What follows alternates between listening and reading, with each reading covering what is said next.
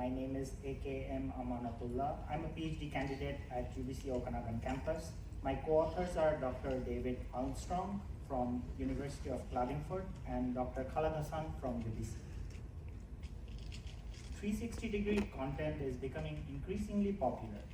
It is now commonly used for immersive experience in scenarios such as gaming and training simulations.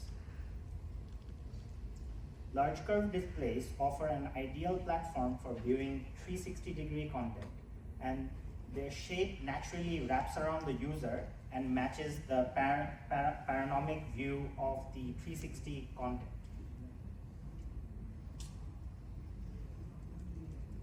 However, these displays typically limit the user's view to 180 degree. This means the half of the content is hidden off screen, and we need a way to bring off-screen content to on-screen. Users naturally turn their head towards a region when looking or interacting with it. This makes head movement a promising option to bring off-screen content into view.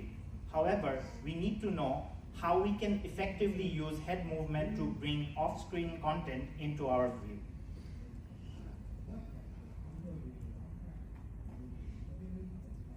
Researchers have showed that mapping functions that translate physical movement into workspace movement are helpful for navigating large information space.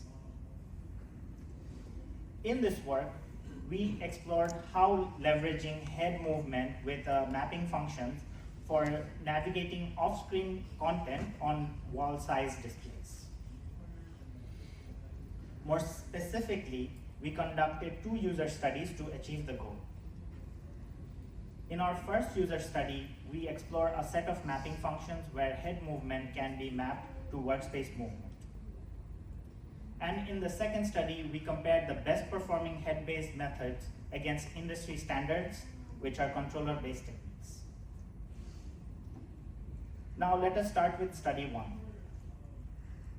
To understand how this works, let us look at a quick demo of the video of our study 1 task. Here you notice that the participant uses the head movement to find the blue target and brings it directly into the center of the screen to finish the task. We explored 3 rate control mapping functions: linear, sigmoid, and polynomial, and you will find the details of these in the paper. From a very high level, based on the mapping function, the speed of the workspace increases the farther you turn your head.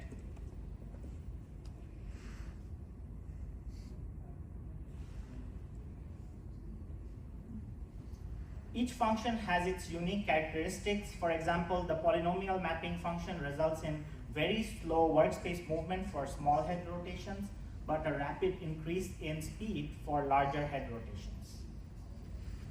We also explored 4 zone control functions. These are inspired by flick-based scrolling on smartphones. The user had to perform flicks with their head to move the workspace.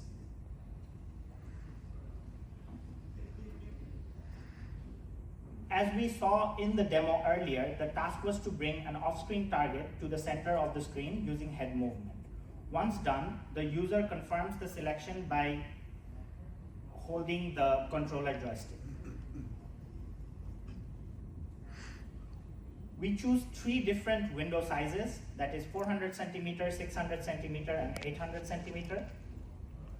We also use 3 target distances, that is 500 centimeter, 750 centimeter, and 1000 centimeter from the center of the screen.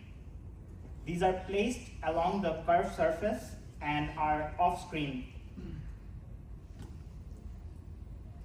To summarize, we ran a within-subject study where we evaluated 7 mapping functions with 3 display windows and 3 target distances. We had 28 participants.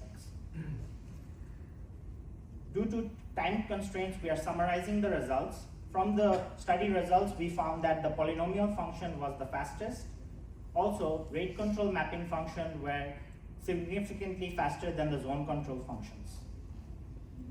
We also found that the polynomial was more preferable in terms of the NASA TLX criteria.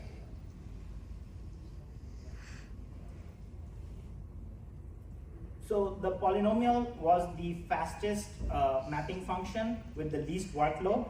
However, we need to see how it compares against commonly used industry standard techniques. For our second study, we moved from an abstract task to a realistic map navigation task.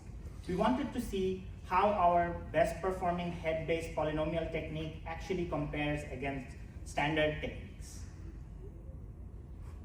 In this study, we consider a map navigation task where participants had to access 4 country markers that contain their corresponding population information. Let me first show you the task on a 2D map, and then I will show you the actual 360 demo. So the participant had to select the markers in a certain order to open the pop-up information, which contains the population information for all 4 countries, and they had to add them to a list. So here are the 4 markers. And this is the exact same layout as seen in the 2D demo, but wrapped onto our 360 workspace. To avoid learning effect, we prepared 6 sets and we divide them into 2 country clusters based on their angular separation. Here you can see the video with our task. So on the left, you see the black panel that shows which country to select next, and the participant had to navigate the map and select information from all 4 countries in the given order. We had 3 navigation techniques. With head polynomial, the user navigated using only their head movement, just as you've seen in our study 1. With drag and flick, users held a controller button and moved their hand to drag the map. With the push and release, the user simply pushed the controller joystick left or right to move the map continuously. We had 3 navigation techniques and 2 country clusters. We had a total of 18 participants for our study 2. From the results, we observed that the head polynomial technique was faster than both push and release, and also the drag and flick methods. Also, the head polynomial took the least effort, while the drag and flick required the most effort. Moreover, we found that 12 out of 18 participants ranked the head polynomial as their most preferred technique. Here we summarize the results of our study 2. We found that head polynomial technique was the fastest technique, drag and flick caused the most effort, and the head-based navigation was most preferred. Based on the results of the 2 studies, we now provide the following recommendations. We suggest designers to consider the polynomial mapping function for head-based navigation. Also, the designer could avoid clutch-heavy drag movement on the large displays, as it takes more time to navigate the workspace. And they could also offer the push and release as a secondary option to the polynomial function. But for future work, we would like to test on displays with different curvatures. We can also extend our one-dimensional navigation task to 2 and 3 dimensions. And finally, exploring multi-user navigation would be an interesting future direction. Thank you for listening to our presentation. I would like to add that I'm graduating this month, and I would like to start any postdoc position if available. So if you have any postdoc opportunities, feel free to talk to me after the session.